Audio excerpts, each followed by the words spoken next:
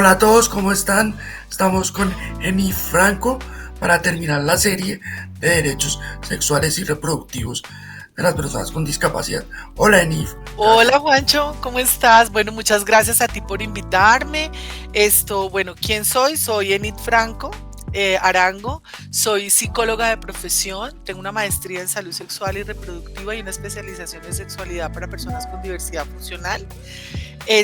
Soy docente universitaria, dirijo un curso que diseñé hace 11 años en la Universidad Nacional Abierta de Distancia sobre Sexualidad y Discapacidad. Soy mamá de María Alejandra, una joven de 27 años con discapacidad intelectual o diversidad intelectual, y bueno, soy psicoterapeuta. Atiendo también parejas, mujeres, familias, etcétera, etcétera. Y bueno, muchas gracias Juancho por invitarme a este espacio y bueno, pues que comiencen las preguntas. No, muy interesante, de verdad, ese perfil y para acercarnos a este tema tan importante Gracias Juancho. que yo mismo como persona con discapacidad también me he preguntado y pues he tenido varias, digamos, temas en la vida que me han llevado a interesarme por este tema. Pero dime, ¿cómo se define la sexualidad? ¿Qué aspectos tiene? Hemos concebido durante la historia que la sexualidad es la genitalidad, ¿no es cierto? O sea, siempre hablamos, uno le pregunta a a las personas ¿qué es la sexualidad? Y las personas hablan, es la relación entre dos personas, la relación íntima o el coito, digamos, todo lo estamos genitalizando. Pero la sexualidad va más allá de nuestros cuerpos, Juancho. Se relaciona más con las palabras, con los comportamientos, con las emociones, con las prácticas, con los hábitos, ¿verdad? Así como con las ideas, los valores y estos significados que nosotros le damos a los deseos eróticos o a los comportamientos sexuales de las personas, ¿verdad? Hay muchos aspectos importantes que tiene en cuenta la sexualidad y yo me iría aquí como a decirles que es necesario, antes de comenzar a hablar de la sexualidad, que la desgenitalicemos para que permitamos disfrutarla desde todas las posibilidades que la sexualidad esto misma ofrece. Si yo me voy a hablar de la sexualidad desde la Organización Mundial de la Salud, ¿verdad? ¿Qué es lo que nos dice?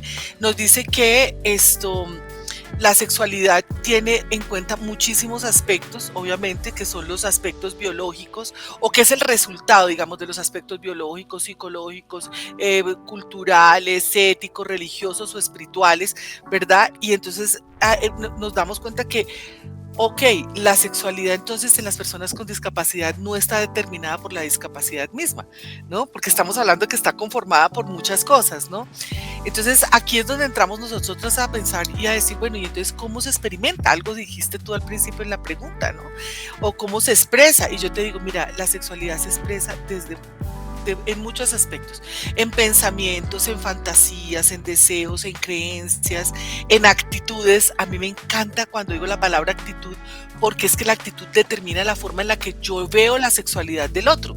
Y la actitud viene de la historia mía, ¿no? Digamos que se expresa también en actividades, en prácticas, en roles y en relaciones. O sea, esto es mucho más grande de lo que nosotros creemos, ¿no?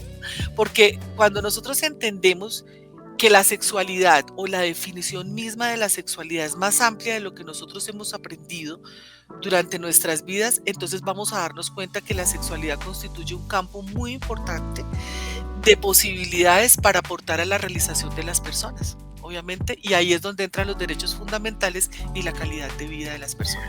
Bene, entonces tú en tus, sin dar mayor detalle de historias clínicas ni nada, tú abordas en tus consultas ese tema de explorar la expresión, la expresión de cada persona y que cada persona la desarrolle o cómo abordas eso. Mira, ya Más o menos. para mí es muy importante cuando llega una persona con algún tipo de discapacidad, sea de nacimiento o adquirida, ¿verdad? O una persona sin discapacidad, porque yo también atiendo personas sin discapacidad, ¿no? Yo te dije, soy psicoterapeuta y soy Mm. terapeuta de pareja, entonces también aquí yo, pues obviamente todos los seres humanos necesitamos, cuando estamos en los procesos terapéuticos, explorar acerca de cuál ha sido la historia de la sexualidad. O sea, cuando yo te digo, por ejemplo, el tema de la actitud frente a la sexualidad, es muy importante que se pueda entender en un escenario terapéutico cuál ha sido esa historia, cuál ha sido ese aprendizaje Las que esa persona, creencias de todo, la persona, la familia. la familia, exacto, la familia, la sociedad que le rodea, el territorio que habita, Juancho. Porque es que el territorio que habita, la cultura, ¿no es cierto? Es muy distinta la concepción de la sexualidad, por ejemplo, ¿cómo te digo? En el norte de Colombia, por ejemplo, en la costa norte, a lo que puede llegar a ser, por ejemplo, en los llanos orientales, ¿no es Claro, cierto? Aquí tenemos que entender, cuando yo digo, y tenemos, me refiero a uno como terapeuta cuando está trabajando con las personas, que primero que todo debemos saber y conocer cuál ha sido la historia de la sexualidad, pero también cuál ha sido sus vivencias. ¿No es cierto? ¿Cuáles han sido sus experiencias? ¿Qué ha pasado por su vida? Sí, a todas estas experiencias de aceptación o rechazo, sobre todo en las personas con discapacidad, vienen a formar la manera en la que la persona concibe, desea y experimenta su sexualidad. Entonces es muy importante esa primera parte, la historia de la sexualidad. Yo le llamo la historia de la sexualidad, que después va derivando en aspectos mucho más específicos, ¿no? Que son claro. como, por ejemplo, los inhibidores, los incitadores, qué le gusta, qué no le gusta, pero ya es cuando entramos, digamos, un poco más de manera específica. Pero la historia misma, las creencias, las actitudes, lo que le han enseñado, su familia, cuál ha sido su proceso de educación en la sexualidad durante su vida hasta el momento en el que llega a mi consulta, es tal vez la primera parte y tal vez la base de lo que se va a hacer de ahí en adelante. Muy interesante, muchas gracias, de verdad. Muy interesante esta respuesta. ¿Cuáles, en tu criterio, serían esos derechos principales y qué relación tienen con las personas con discapacidad? Primero que todo, yo te diría, ¿cuáles son los derechos principales? Todos los derechos sexuales y reproductivos son principales. Sí, obviamente, todos. Aquí no podemos, no deberíamos clasificar en unos y otros. Y también decirte que los derechos sexuales y reproductivos son fundamentales, obviamente, para todas las personas, incluidas las personas con discapacidad. Porque hay personas que dicen, no, ¿cuáles son los derechos sexuales y reproductivos de las personas con discapacidad? Todos. Igual que para todos los seres humanos, obviamente. Estos derechos que implican, o ya un poco para ir puntualizando lo que me pregunta, obviamente implican el derecho a tomar decisiones libres y responsables sobre la propia sexualidad, ¿verdad? Y la reproducción. O sea, no solamente la sexualidad, sino la reproducción también. Hay unos derechos sexuales, hay unos derechos reproductivos también. Obviamente que es importantísimo que se pueda tomar esas decisiones sin discriminación, sin coerción. Sabes más tú de esto porque entiendo que eres abogado, ¿verdad? Sí, Entonces entiendes tú más el concepto de lo que yo puedo entenderlo o de lo que yo lo puedo explicar. Incluyen entonces, ¿qué incluyen? Incluyen el acceso a la información, a la sí, educación, a los servicios de salud sexual. Ojo, ¿no? Porque también es un tema, digamos, en el acceso. Aquí hablaríamos de pronto más en alguna otra oportunidad sobre los ajustes razonables individualizados para la atención de cada una de las personas, sí, eso ¿verdad? sería otro tema. Ese Claro, sería otro tema que es fundamental, obviamente, así como la capacidad de ejercer el control sobre el propio cuerpo y sobre la vida sexual, ¿verdad? Entonces, para las personas con discapacidad, yo siempre he pensado que estos derechos son especialmente importantes. ¿Por qué? Porque es que históricamente se han venido enfrentando a barreras, o sea, en la historia de la humanidad, la sociedad se ha preguntado sobre la sexualidad de las personas con discapacidad, ¿verdad? Y esta pregunta siempre ha venido como, digo yo, como enfocándose o tal vez llegando a un punto en el que va creando una serie de barreras de discriminación que no le permiten el acceso a la educación sexual y lo que decíamos ahorita, a los servicios de salud, a la autonomía para tomar decisiones y demás. Yo pienso que es necesario garantizar estos derechos para que las personas con discapacidad puedan reconocer, ¿sí?, su gestión, su agencia, su dignidad, ¿verdad? Promoviendo su bienestar físico, emocional y social, ¿verdad? Eh, Dime, Eh, Juan. de acuerdo a esto, muchas gracias. Digamos que ya estamos llegando a un hilo conductor y es, conectemos barreras con todo el tiempo que tú llevas trabajando en consulta con parejas con discapacidad o individualmente con una mujer, o, ¿qué mitos has encontrado, que son los que fomentan las barreras, obviamente, has encontrado sobre sexualidad de personas con discapacidad? Bueno, ok, yo le llamo los imaginarios, ¿no? O sea, Sí, para mí trabajo, no, pero está bien, bien, la palabra mitos está bien, imaginario, Juan. sí, Pero digamos que la finalidad última de mi trabajo desde hace muchos años es la transformación del imaginario social. Entonces, un poco lo aclaro por si de pronto me escuchan decir la palabra imaginario. yo lo Entonces, llamo romper paradigmas, pero sí. ok, perfecto. Y estamos en lo mismo, digamos, creo que estamos en la misma línea. Mira, muchas veces la mayor barrera para la sexualidad de la persona con discapacidad es la mirada del otro, ¿no? O sea, es la mirada del otro y como dice Carlos Escliar, ¿no? O sea, la mirada del otro, ¿no? Es de ese otro, de esa otredad, que no voy a entrar a explicarlo acá un poco, pero es la que no les permite muchísimas veces una adecuada vivencia de la sexualidad. Y tú me dirías, ¿pero por qué? Yo te digo, mira, porque es que parece más fácil negar la condición sexuada, ¿verdad? Que guiarlos a comprender, integrar y vivir su sexualidad en una forma, digamos, sana y satisfactoria. Entonces aquí yo entro a decirte que cuáles podrían llegar a ser muchos de esos mitos y de esos imaginarios, ¿sí? Entonces, por ejemplo, uno de los imaginarios es la falta de interés. Se piensa muchas veces que las personas con discapacidad no experimentan un deseo sexual. O no están interesados en el sexo, y esto es completamente falso, ¿no? Obviamente la sexualidad es una parte natural y normal de la experiencia humana, ¿sí? Aunque a mí no me gusta mucho la palabra normalidad, pero bueno, independientemente de la presencia de la discapacidad, ¿no?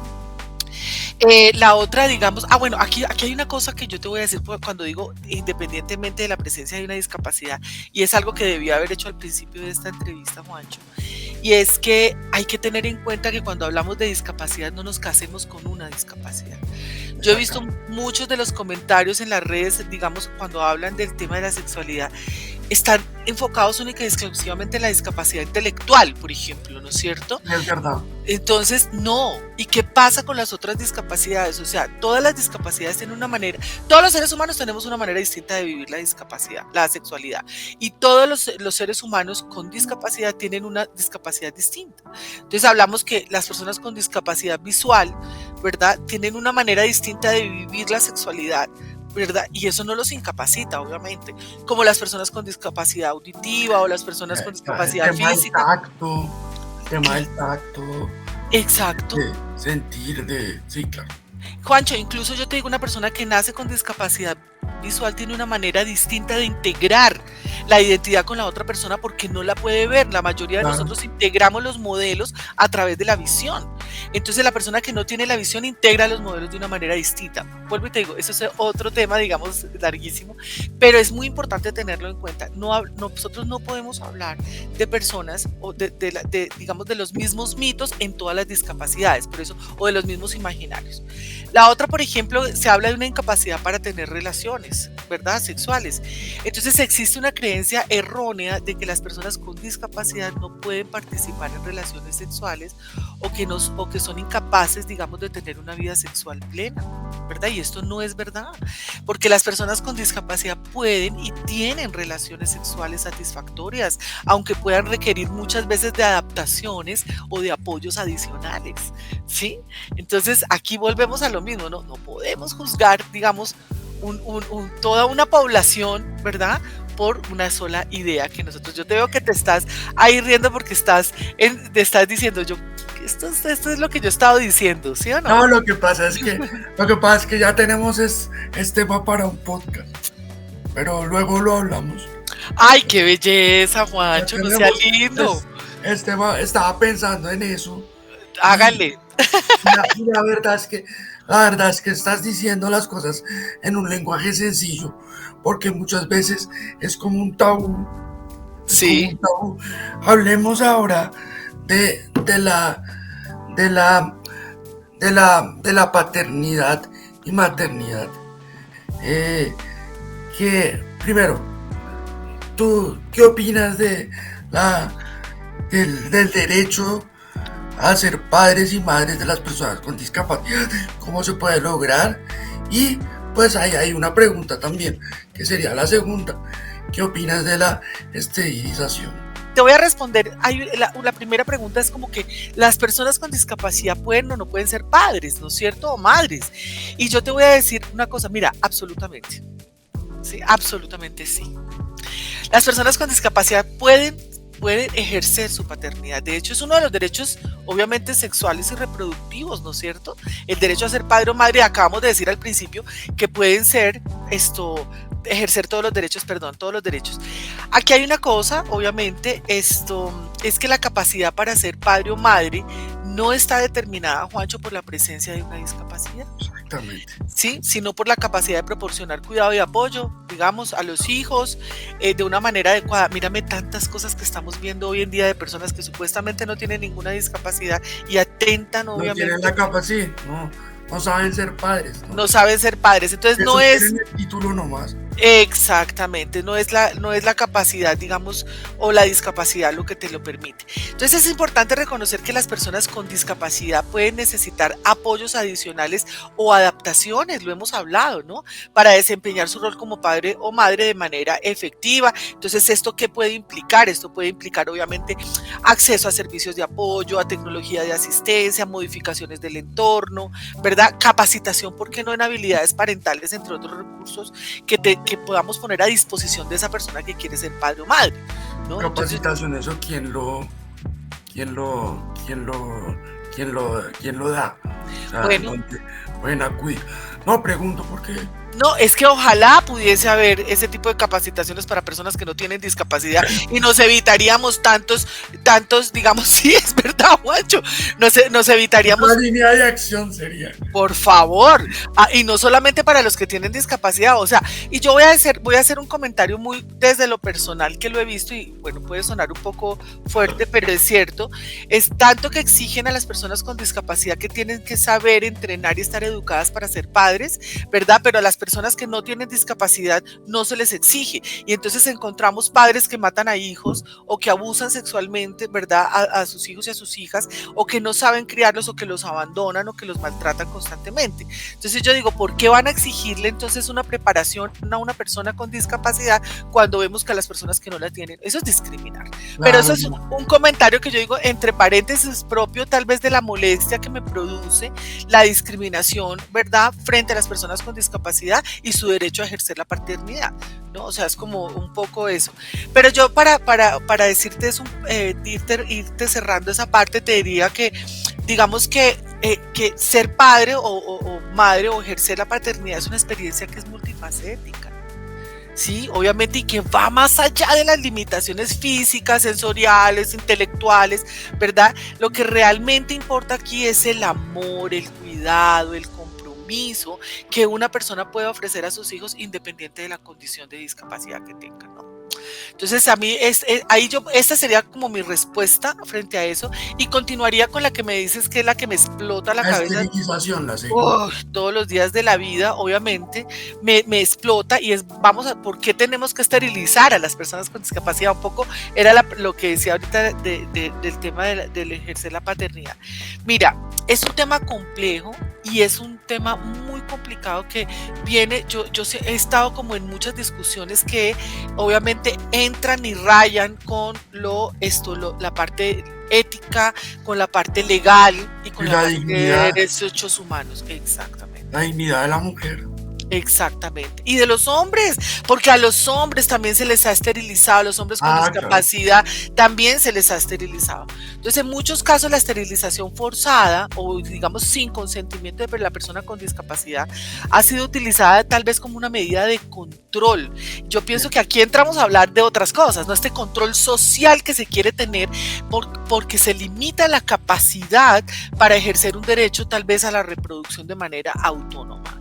Entonces, aquí obviamente hay que reconocer que todas las personas, incluso las personas con discapacidad, tienen el derecho fundamental, Juancho, a tomar decisiones libres y responsables sobre su propia salud, sobre su propia reproducción y sobre su propio cuerpo. Entonces la esterilización solo debe ser considerada ¿verdad? Como necesaria cuando necesitamos, como dice por allá una ley, unas normas, salvaguardar la salud, ¿verdad? Sí, Y el bienestar de la persona, y cuando digamos se basa en su consentimiento informado. claro, Obviamente ese súper clave. consentimiento exactamente informado y voluntario debe ser apoyado obviamente con unos procesos, ¿sí?, de información, con esta información ajustada tal De vez acompañamiento. y acompañamiento, y ajustada y acompañada acorde con su necesidad o con su, sí, con su necesidad y con su forma de integrar la información para que la pueda entender, digamos, obviamente. Este consentimiento debe ser, o este proceso, digamos, de información debe proporcionarse de manera respetuosa y, como decía Javier de Romanac, centrado en la persona, ¿no? O sea, es en ese ser humano que está ahí y que merece obviamente tener toda la información necesaria para poder tomar esa decisión específica sobre su cuerpo, que va a traer una serie de consecuencias tal vez para él sociales o culturales o demás, ¿no? No, pues yo encantado con esta conversación. De verdad, o sea, por eso te digo que tenemos que explorar nuevos escenarios para seguir, seguir abanderando estos temas que son muy importantes.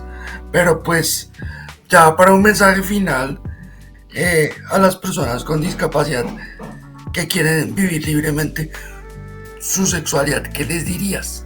¿Cuál sería tu idea fuerza, digamos? A ti, persona, ¿verdad?, con discapacidad que nos estás viendo en este momento, quería decirte que tu sexualidad es una parte natural y hermosa, ¿verdad?, de quién eres, y mereces explorarla, ¿verdad? Y disfrutarla. ¿Sí? O sea, aquí el disfrute me parece que es algo súper importante, pero en tus propios términos, acorde contigo, con tu cuerpo, con tu historia, ¿verdad? Y de acuerdo también a tus propias necesidades y deseos. ¿Mm?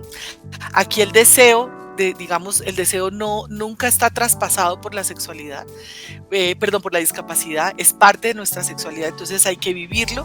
No permitas que y como dice Juancho, de pronto los mitos, los estigmas, las limitaciones, los prejuicios o los imaginarios que están impuestas por otros o por la sociedad te impidan vivir una vida plena y satisfactoria, ¿no? Tienes derecho a ser amado, tienes derecho a amar, a experimentar la intimidad, ¿verdad? Obviamente siempre de una manera consensuada y de una manera segura, ¿verdad? Tienes derecho a buscar el apoyo y a los recursos que necesites para satisfacer tus propias necesidades sexuales y reproductivas, ¿verdad? Tus necesidades de relacionamiento y de vínculos sanos con las otras personas. Esto todo siempre debe ser de una manera informada y respetuosa, y recuerda que tu sexualidad es válida y merece ser celebrada, porque cada uno de nosotros los seres humanos, incluso tú, persona con discapacidad, eres digno de amor, de respeto y de placer. Entonces, para mí, que la diversidad sea la norma y no la excepción. O sea, la norma aquí no es, digamos, lo que todos hacemos de manera igual. La diversidad es la norma. Enif, gracias por venir y de verdad a ustedes los invito a que sigan estos temas y hagamos de la inclusión y la sexualidad una tendencia. Hasta la próxima.